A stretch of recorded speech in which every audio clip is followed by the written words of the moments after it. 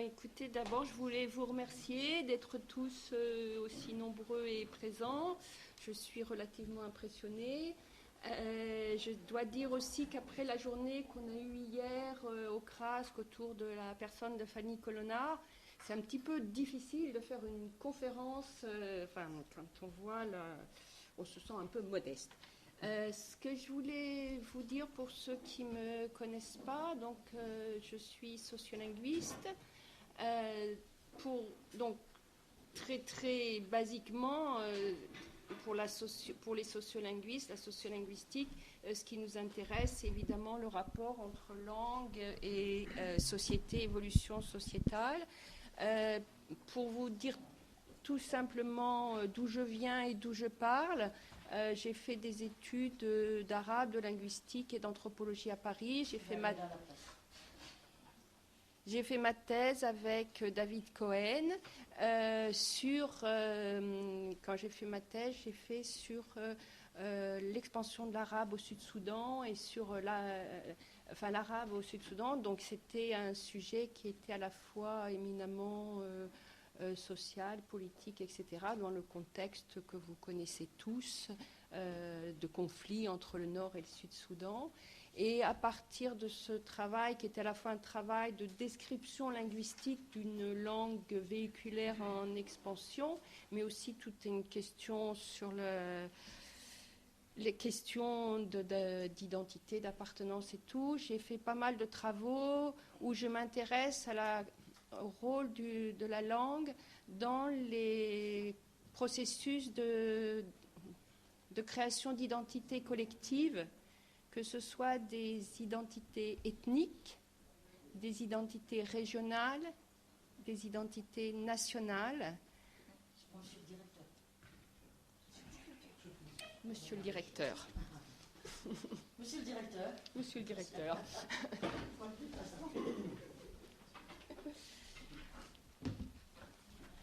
Nous attendions. Merci. Vous pouvez commencer. J'ai un tout petit peu commencé en me présentant. Donc je ne vais pas vous faire tout l'itinéraire de mon parcours scientifique. Donc après avoir travaillé au Soudan, après j'ai travaillé en Égypte.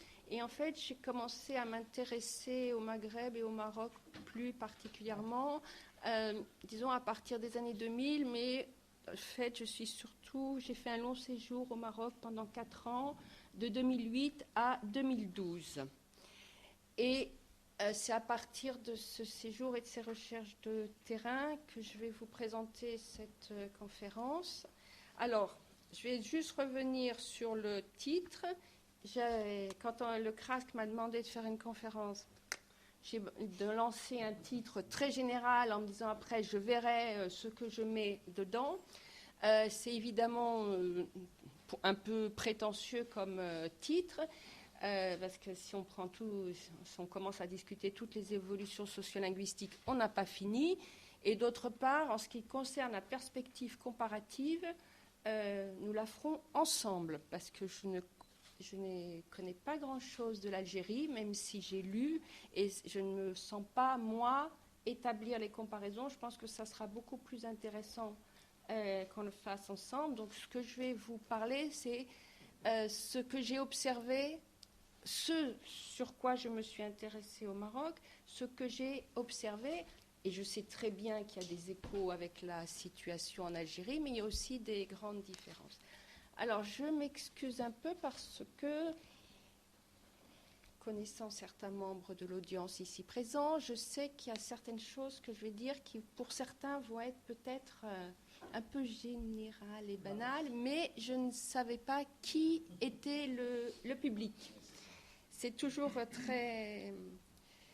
Alors, quand je suis arrivée au Maroc entre 2008 et 2012, je suis arrivée à un moment où on pouvait noter, en particulier dans la presse, les médias, que la question sur la place des langues au Maroc, c'était un débat très présent et très vif. Moi-même, je me suis intéressée Donc, j'ai principalement travaillé sur la question des gens qui militaient pour la promotion de la Darija, et j'ai travaillé dans plusieurs domaines, c'est-à-dire les pratiques des nouvelles radios qui avaient été créées en 2006, la presse, les pratiques dans la presse, pratiques dans la création artistique, et certains traducteurs, les gens qui traduisaient des textes vers l'arabe marocain. Donc, autour de ce débat, autour de la place de la Darija, ce qui m'a intéressé, c'était un peu de savoir qui étaient les personnes qui militaient en faveur de la promotion de la Darija, quel était leur réseau, quel était leur argument, quelle était leur pratique réelle entre les discours et les pratiques. Donc, en bref, qu'est-ce que font les gens quand ils disent qu'ils écrivent ou qu'ils parlent en Darija? Parce qu'en fait, Darija, c'est quand même un mot valise qui peut englober des choses extrêmement différentes.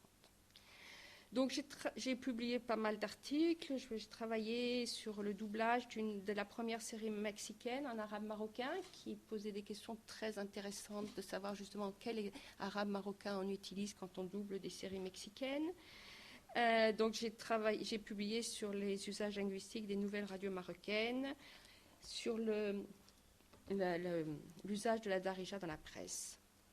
Et plus récemment, j'ai été dans un réseau qui a été créé par des Norvégiens et qui était un peu sur une comparaison entre l'Égypte et le Maroc sur justement les questions d'une réflexion autour de qu'est-ce que ça implique le passage à l'écrit du dialectal.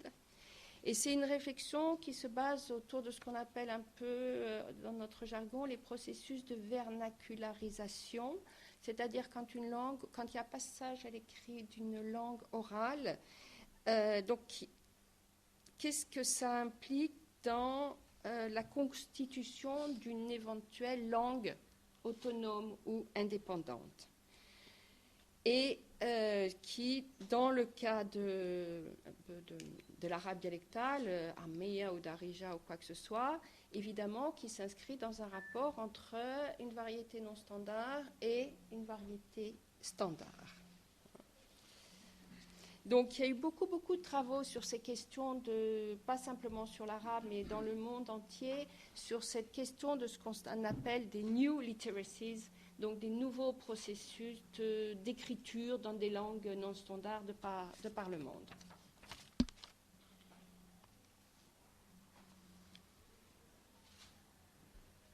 Donc, ce qu'on peut, juste avant de commencer à vraiment parler de la situation marocaine, ce qu'il faut bien se rendre compte pour les gens qui ne sont pas linguistes, c'est qu'à travers l'histoire, on a beaucoup de ce qu'on appelle maintenant des langues qui ont émergé à travers ces processus de mise à l'écrit de ce qui était avant des variétés orales. On peut remonter très haut dans l'histoire. Je vous donne un exemple que je connais un petit peu. C'est comment, par exemple, la langue copte a émergé dans l'Antiquité, à un moment où l'égyptien pharaonique ancien, les pratiques d'écriture étaient devenues tellement archaïques et tellement loin de la réalité de ce que les gens parlaient. Ce qu'on appelle le copte, en fait, c'est des dialectes de l'égyptien pharaonique qui ont été mis à l'écrit en utilisant un alphabet basé sur le grec. Et c'est ça, le copte.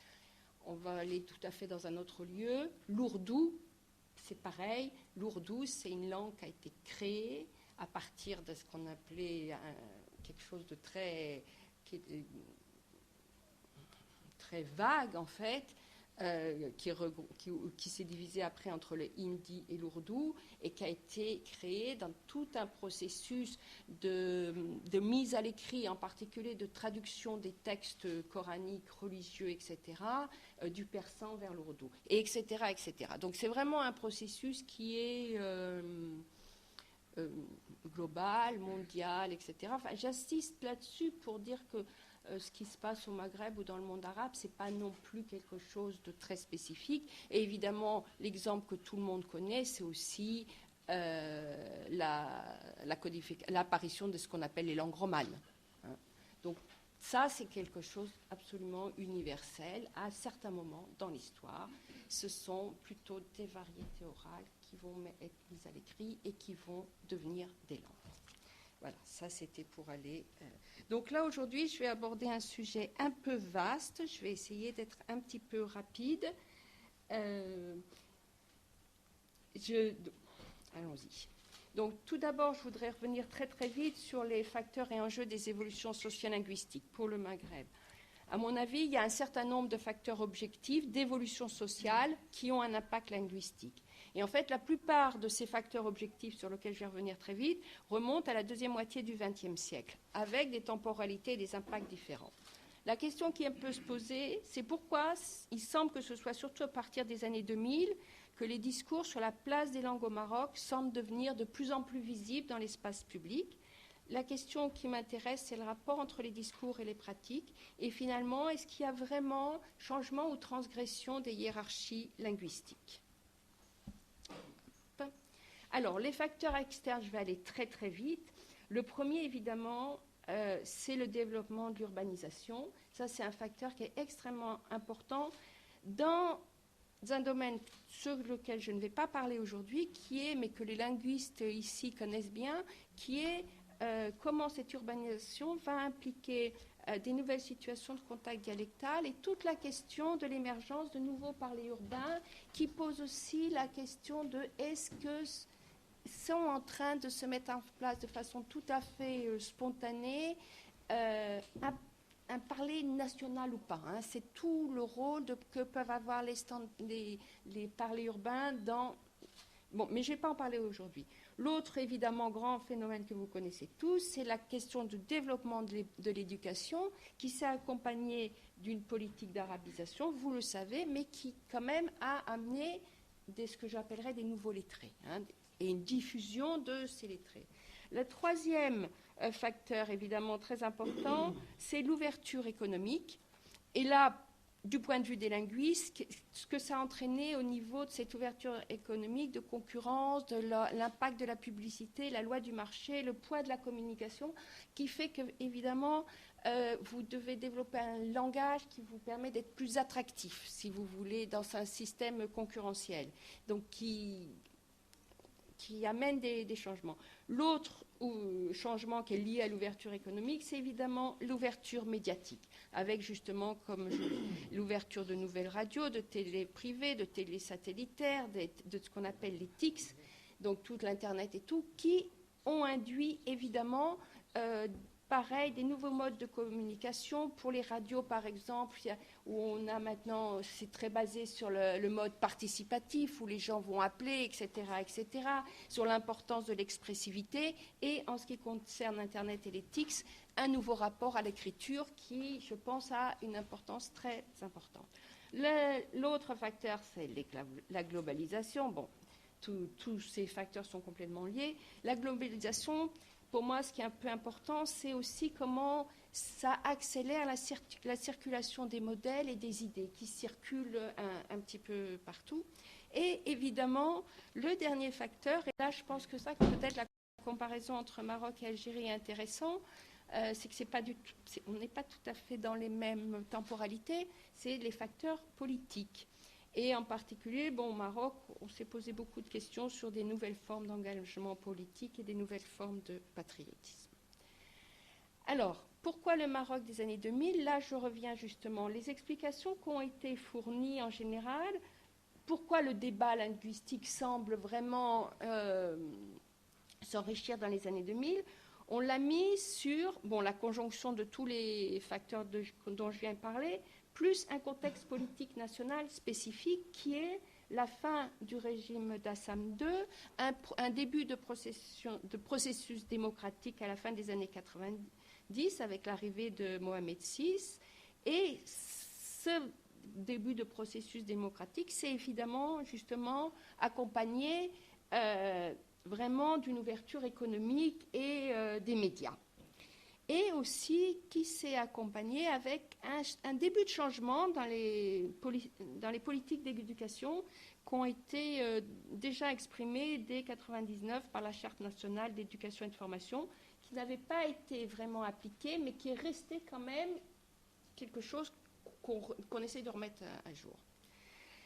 Alors, on peut dire que cette période du début des années 2000, c'est vraiment la période où l'État marocain va reconnaître la diversité sociale et culturelle marocaine, va reconnaître son identité historique pluriculturelle. C'est ce que beaucoup dans les médias ont appelé The New Morocco. Hein. Et c'est important parce qu'on voit que cette idée de diversité pluriculturelle, l'État marocain l'utilise un peu comme marque, on appelle ça des brandness, comme marque, y compris pour se vendre à l'étranger, si je puis dire. Hein. C'est vraiment devenu quelque chose de...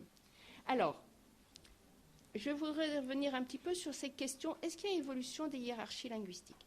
Donc, je voudrais revenir sur la représentation classique, et qui, à mon avis, là, était un peu la même en ce qui concerne l'Algérie ou le Maroc, et qui était assez statique de ce qu'était la situation des langues et du plurilinguisme marocain. Donc, cette description, on l'a trouvée dans la plupart des ouvrages, donc je vous ai mis beaucoup, c'est Najir Rutter, donc, qui décrivait la situation. Il y avait deux variétés hautes, littéraires écrites, c'était le français et l'arabe standard, donc chacune avec leur association, vous les connaissez, français, plutôt la modernité économique, versus l'arabe, le patrimoine arabo-musulman, littéraire, religieux, etc.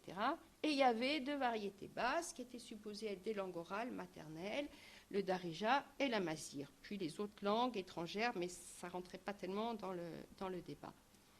Donc, cette représentation assez classique des langues, elle était aussi vue sous l'angle de la compétition et de la menace, à travers chaque niveau. Au niveau des variétés orales, c'était l'idée que la mazir représentait plutôt les zones rurales et était tout à fait menacée par la darija dans les zones urbaines, c'est-à-dire que quand les gens émigraient, ils perdaient leur langue et ils devenaient arabophones. Et il y avait cette idée qu'au niveau des deux langues hautes, il y avait toujours cette compétition entre le français et l'arabe. Donc, selon le point de vue où on se plaçait, le français menaçait l'arabe ou l'arabe menaçait le français, etc. Et là, c'est tous les débats absolument sans fin qu'on a vus autour des questions de politique d'arabisation. Je vous passe les détails. Au Maroc, je ne suis pas sûre qu'en Algérie, vous ayez eu ce même phénomène. Il y a eu de multiples enquêtes par questionnaire où les gens sont allés faire des surveys pour demander, donc surtout chez les étudiants scolarisés, comment vous voyez les rapports des langues, les sénats, Je vous ai mis là toute une bibliographie. Ce qu'on voyait, c'est que cette hiérarchie était en tout cas très intériorisée. Et effectivement, les étudiants, les gens reproduisaient cette idée qu'il y avait deux langues hautes importantes, il y avait deux langues basses. C'était vraiment quelque chose qui... Il y a des petites évolutions, il y a des moments au début des années 70, c'est plutôt le français qui est considéré comme une langue importante, après c'est plutôt l'arabe, il y en a une qui est plus belle que l'autre, etc. Mais en grosso modo, on restait quand même dans ce cadre. Alors, la critique de cette hiérarchie entre, disons, deux langues hautes écrites et deux langues basses orales, elle a commencé à émerger assez rapidement autour des mouvements de revendication qui s'appuient sur des textes internationaux qui défendent les droits des langues maternelles et les droits des minorités. Donc, je vous ai mis un certain nombre d'articles qui sont très, très souvent cités par les gens qui défendent la place des langues maternelles, qui se réfèrent à la Convention de l'UNESCO de 1960, 66, la Convention des droits des enfants, enfin, il y en a toujours, etc., qui insistent, tous ces textes internationaux qui insistent sur l'importance de devoir protéger en particulier du droit à l'enseignement dans les langues dites maternelles. Donc, là, je voudrais me lancer dans quelque chose qui est un petit peu périlleux, c'est un petit peu de comparer les deux mouvements qui sont ceux qui ont appelé à la défense de la mazir et ceux qui ont appelé à la défense de la darija. Ce qui me semble important, c'est que, et on peut, toute la question du terme mouvement, on peut en reparler dans la discussion. Ce qui me semble intéressant, c'est qu'au départ, justement, ces deux mouvements se basent sur un socle d'arguments et d'objectifs communs. Mais c'est des situations et des mobilisations différentes et des temporalités différentes. Donc les arguments communs, c'est justement la référence à tous ces textes internationaux qui appellent à la défense et promotion des langues maternelles. C'est l'idée qu'il ne peut pas y avoir de démocratie, de véritable développement, on retrouve tous les discours du PNUD, de démocratie, de développement humain, sans la promotion de ces langues maternelles, et qu'en fait, ça va aussi servir à la décolonisation des esprits, j'y reviendrai. Mais ce n'est pas tout à fait quand même les mêmes références. Alors, les arguments partagés communs, il y en a un qu'on trouve, argument patrimonial identitaire.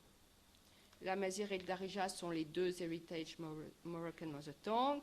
Elles doivent être protégées, promues, elles font partie de l'identité patrimoine national.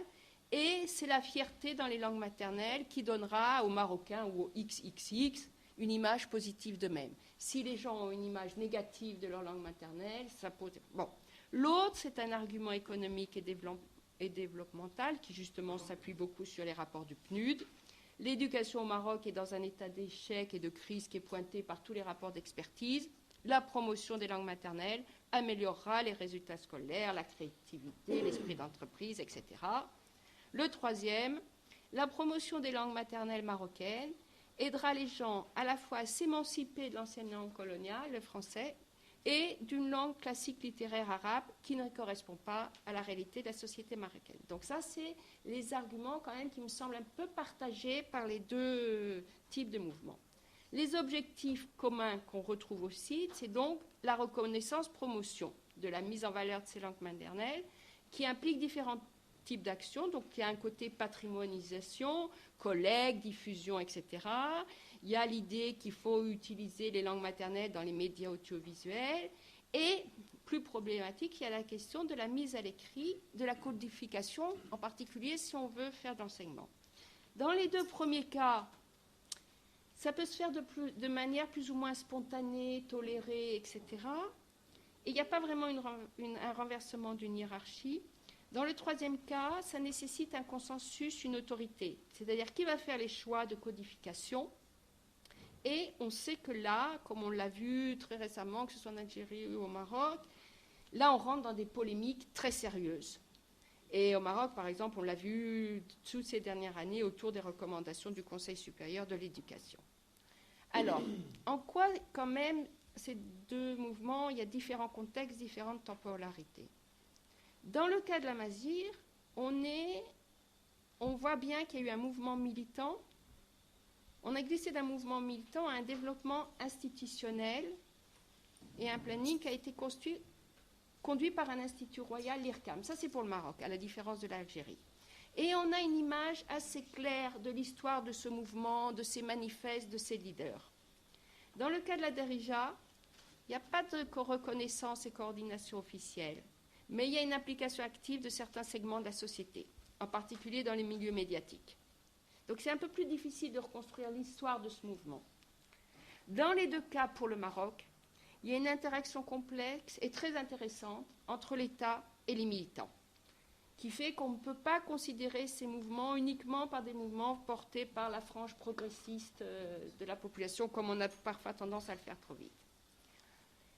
Pour le cas de l'Amazigh, la défense de la langue amazigh, elle s'inscrit dans le modèle des langues en danger, endangered language, qui là aussi est quelque chose qui est très, très porté par les institutions internationales.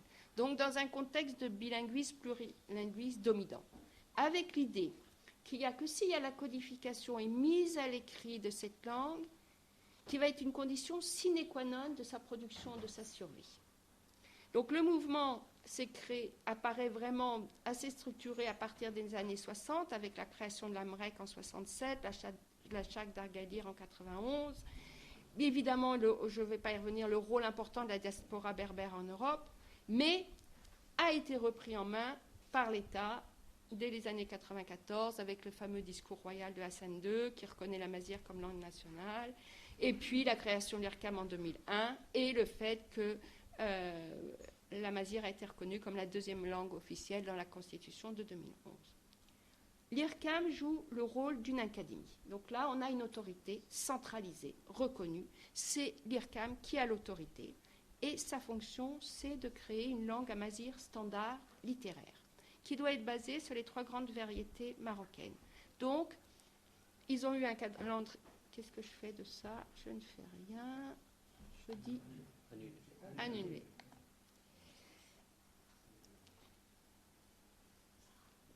Donc, je pense que vous avez un peu suivi tout ce qui s'est passé autour de la création de l'IRCAM et de la question de cette création d'un standard amazigh marocain. Le choix de la graphique a été un choix évidemment éminemment politique, mais le fait d'avoir choisi le tifinagh, qui symboliquement est très important parce qu'il a introduit vraiment une coupure, c'est-à-dire une coupure à la fois avec le tifinagh, enfin l'amazigh qui était écrit en arabe ou l'amazigh qui était écrit en caractère latin, et tous les problèmes que ça a posés. L'enseignement de l'amazigh comme matière, c'est bien comme matière, pas comme médium, a commencé en 2003. Donc il y a eu un passage extrêmement rapide entre la création de l'IRCAM en 2001, vous nous faites une langue amazigh standard et on commence un enseignement. Alors, dans les 2 premières années, l'enseignement est supposé se faire sur les variétés régionales et c'est à partir de la 3e année qu'il était question de commencer l'enseignement dans cet amazigh commun. Inutile de vous dire que tout ça a posé énormément de divisions, de contradictions et un énorme débat au sein des différentes tendances du mouvement amazigh pour ou contre l'IRCAM, etc. Mais ce que je voudrais dire, c'est que ça, quand même, tous ces problèmes de division, de confrontation et tout, c'est quelque chose qu'on retrouve, je pense, assez souvent dans le monde, dans les mouvements de défense de endangered language. Ce n'est pas quelque chose aussi de si particulier au Maroc. Alors, pourquoi je ne veux pas... Alors, qu'est-ce qui se passe? Il ne veut pas aller à l'école. Je ne peux pas aller au truc. Peut-être qu'il faut simplement cliquer sur le flash et puis... Ben, je clique à laquelle flèche? Cliquez maintenant. Non, il ne se passe rien. Avec le bouton droit de la souris. Là? Non. Non, il est... Gauche. Bouton gauche. Ah, d'accord.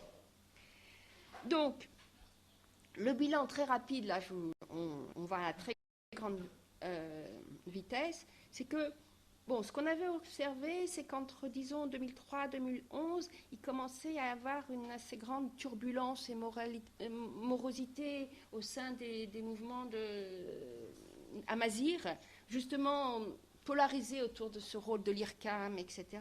Et que, au moment du printemps 2011, il y a eu une espèce de nouvel élan. Un phénomène qui a été intéressant au moment de 2011 au Maroc, ça a été la très forte participation évidemment du mouvement amazigh et qui là s'est inséré avec d'autres mouvements de revendication. Donc c'était plus un mouvement qui était un peu dans son coin. Il y avait quand même beaucoup de passerelles qui se sont faites, en particulier au sein du mouvement du 20 février. Donc c'était quelque chose d'intéressant. Quoi qu'il arrive actuellement au Maroc, on peut quand même dire qu'il y a un indéniable impact symbolique positif, surtout si on pense à ce qu'était la situation au tout début des années 90. Le mouvement a participé activement à la reconnaissance de la pluralité marocaine. Je pense qu'ils ont quand même joué un rôle très important dans les discours publics. Il y a eu vraiment maintenant une reconnaissance de l'histoire et de la culture amazigh. Ça s'accompagne d'une créativité artistique relativement importante qui fait que la mazighité n'est quand même plus perçue comme un trait rural archaïque. Quand même arrive petit à petit à s'inscrire dans une modernité urbaine. C'est encore fragile, mais c'est quand même en train de se faire. Mais évidemment, la question qui se pose, c'est est-ce que ça a vraiment un impact réel sur la revitalisation de la langue? Est-ce que ça freine vraiment ce phénomène de déperdition, etc. À voir dans le futur. Donc là, je vous ai mis une petite photo, c'est ce qu'on retrouve maintenant un peu partout, les bâtiments officiels au Maroc, où vous avez en arabe et en caractère tifinagh, ou alors ça va être en français. Mais là, bon, voilà, il y a un affichage dans l'espace public. Là, c'est pour vous, c'était toutes les manifestations qu'il y a eu au moment du 20 février, où il y avait tous les revendications pour la langue tamazigh. Et ce qui était intéressant, c'est que dans le mélange des slogans qu'on pouvait voir, il y avait de l'arabe, du tifinagh, de l'anglais, du français, etc. Maintenant, passons au mouvement pour la Darija. Évidemment, on est dans un contexte complètement différent. Ce n'est pas une langue qui est une variété menacée, puisqu'au contraire, ce qu'on a pu voir, c'est que la Darija, au contraire, est en expansion. C'est de plus en plus la langue maternelle au détriment de l'amazigh. Et donc sa promotion se fait, comme je vous l'ai dit plus tôt, dans un contexte de reconnaissance des langues variétés non standards. Et donc, elle pose la question du rapport au standard. Je vous l'ai dit, c'est un mouvement de revendication plus diffus, plus tardif, moins organisé que ce qui s'est passé autour de la langue amazigh. On peut considérer que le premier manifeste, c'est l'éditorial qui avait été fait par le magazine francophone tel quel en 2002, je vous le montrerai, parce que là, ça a été vraiment la première fois que publiquement, médiatiquement, on disait Darija, langue nationale. Avant, il n'y avait pas d'association formelle structurée, il y avait une association qui était faite par des linguistes qui s'appelait Amapatril, mais qui était un profil très bas si on considérait avec ce que faisait l'AMREC. Ce n'était pas du tout le même type. Alors, le mouvement pour la Darija n'a absolument pas réussi à obtenir l'officialisation de la Darija, à l'inverse de ce qui s'est passé avec l'amazigh. Échec, ils ont espéré qu'au moment de la constitution de 2011, peut-être oui, peut-être non, mais non. Échec aussi sur les dernières discussions qu'il y a eu autour des questions d'éducation. On a pensé que oui, que non, mais non. Mais effectivement, la question du statut de la Darija est quand même assez présente dans le débat public. Et là, je renvoie à tout ce qui s'est fait à chaque fois que la Fondation Zagora, en 2010 et en 2013, a fait des conférences autour de la question de l'éducation et a posé la question d'une éventuelle utilisation de la Darija dans l'éducation. Ça a fait des polémiques absolument incroyables. Donc voilà ce que j'appelle un manifeste. Ça n'a pas été présenté comme un manifeste, mais quelque part c'était un peu un manifeste, et qui est donc le numéro de tel quel en 2002. Alors, les années 2000, en quoi est-ce que c'est vraiment un changement radical dans la diffusion de la Darija ? C'est sûr que dans les années 2000, on a vu que la Darija a pris une place de plus en plus visible dans l'espace public, incluant des contextes formels et des écrits publics qui avant étaient occupés soit par l'arabe standard, soit par le français. Donc, c'est vrai que ça a vraiment pénétré les médias audiovisuels, la publicité, un peu la presse écrite, un peu la littérature romanesque et pas mal les slogans politiques. Alors, ce qui est intéressant, je ne sais pas si vous avez la même situation en Algérie, c'est que ça a été un phénomène très étudié. Et on a eu l'impression d'un véritable boom, c'est-à-dire, ah oui, le Darija arrive partout, parce que là, je vous ai mis, et ce n'est qu'une toute petite partie de tous les gens qui se sont intéressés à ces questions, et on en est presque arrivé à rire en disant, il y a plus de gens qui observent ce qui arrive à la Darija que de gens qui vraiment, par exemple, écrivent ou produisent en Darija. Il y a un tel phénomène. Donc, donc ça contribue à cette idée que oui, il y a un changement radical, quel boom, etc., etc. Alors, pourquoi ça apparaît comme un tournant ?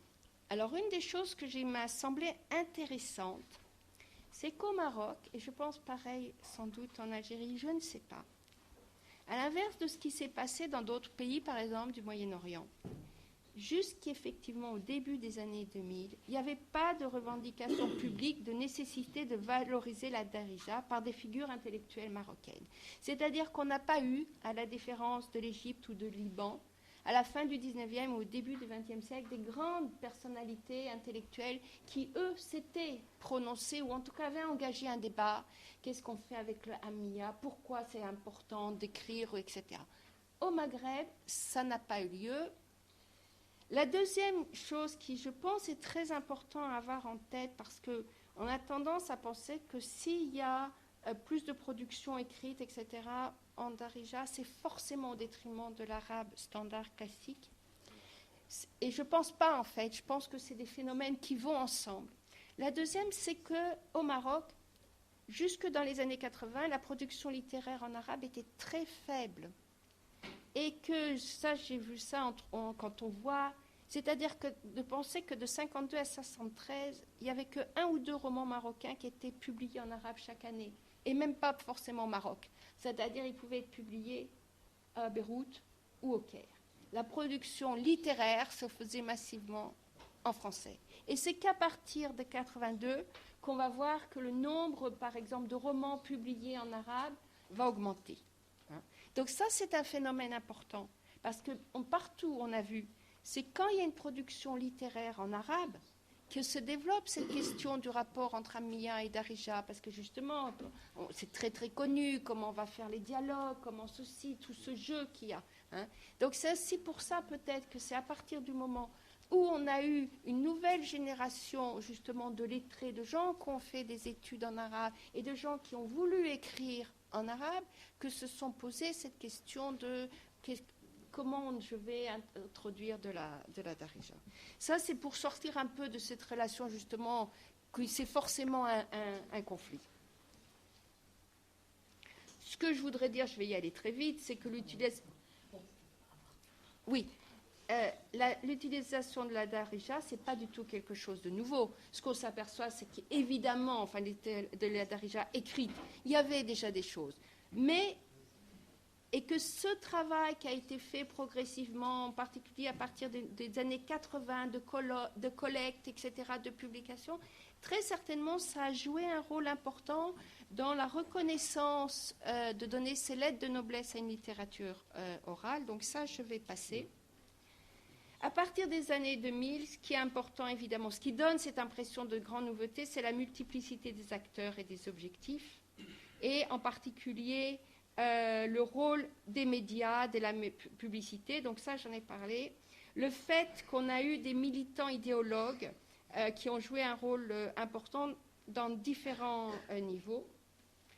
Donc je vous passe les textes qui ont été publiés, parce qu'il y a eu des discours effectivement très punchy, si je puis dire.